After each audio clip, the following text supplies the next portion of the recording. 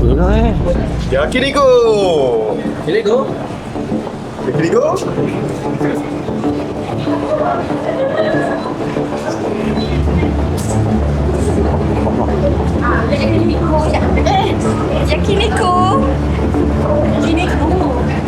Yakiniku.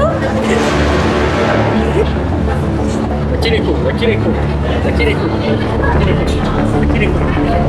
Lintas langsung daripada Seberang Jaya, Pulau Pinang. Hari ini saya nak teruskan untuk pencarian penularan wabak Yakiniku.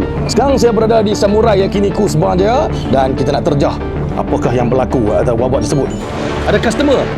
Kita tanya customer tersebut. Yakiniku.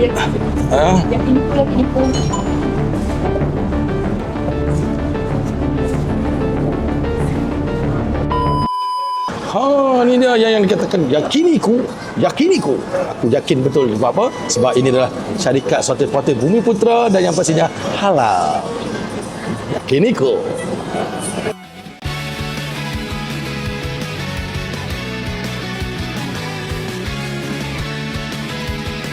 Baik, sebelum bulan Ramadan ni, Samurai Yakiniku menawarkan buffet iftar, iaitu buffet Yakimono.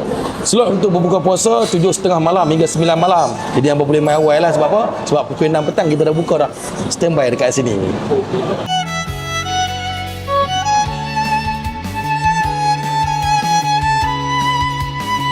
Dan tak lupa juga, special di bulan Ramadan ni, kita juga sediakan buffet Yakiniku yang bernilai RM19, iaitu di setiap hari pada waktu more, iaitu pada pukul 10.30 malam hingga 12 malam.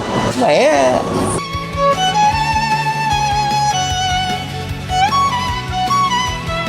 Dan jangan lupa kita juga ada kontes, iaitu Samurai balik Jepun. Peluang memenangi 2 tiket melancong ke Jepun secara automatik dengan langkahnya mudah saja, iaitu download aplikasi Royalty Samurai Yakiniku di website yang telah pun kita sediakan. Turn on notification anda dan datang kedai ataupun order mana-mana buffet. Penyertaan kita buka daripada 28 Februari dan juga pemenang kita akan umumkan secara online di TikTok rasmi Samurai Yakiniku. Jadi anda semua jangan lupa sertakan iaitu kod yang kami sediakan di skrin. Tebus 3 pieces karage percuma di Royalty app Samurai Yakiniku. Terhad untuk 30 orang yang pertama saja, sah sehingga 28 Februari 2026. Jadi pekat ramai-ramai lah. Jadi mana yang nak buat tempahan untuk edisi bulan puasa ni, boleh terus ke samuraiyakiniku.com. Jom aku nak makan dulu.